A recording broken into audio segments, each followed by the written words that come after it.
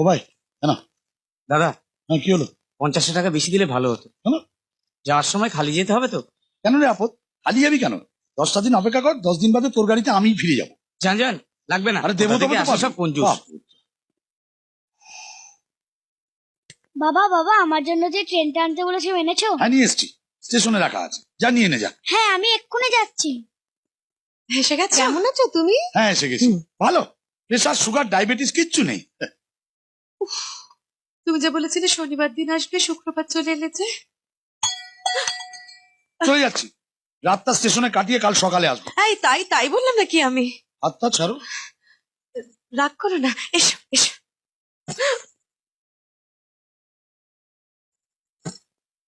তোমার স্নানের জল দিই? কোনো দরকার নেই, আমি সোজা কুয়োয় ঝাঁপ দিচ্ছি, তুমি সন্ধ্যেবেলা গিয়ে আমার লাশটা তুলে নিয়ে এসো। এ আবার কি অলক্ষণে কথা? কি হচ্ছে বলো তো তোমার? সব ব্যাপারে তো রাগ করছো কেন? রাগ করবো না? বাড়িতে এতগুলো গাড়ি, আমার জন্য স্টেশনে একটা গাড়ি পাঠাতে পারলে না? কি করে জানবো তুমি আজ চলে আসবে? তাই চুপ করো তো, মুখে মুখে তর্ক করবে না।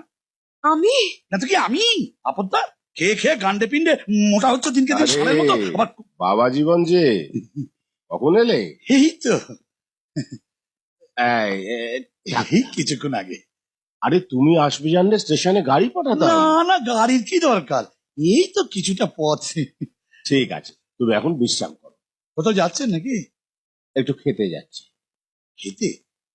না না, খেতে দেখতে যাচ্ছি। ও আচ্ছা, একটু তাড়াতাড়ি ফিরবেন, আপদ বাইরে খুব গরম। ঠিক আছে, কোনো অসুবিধা হবে না।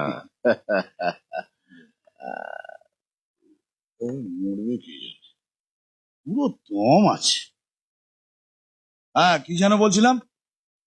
আমি খেয়ে হ্যাঁ খেয়ে খেয়ে দিনকে দিন ষাঁড়ের মতো মোটা হচ্ছে, মাথায় বুদ্ধি শুদ্ধি বলে তো কিছু হলো না।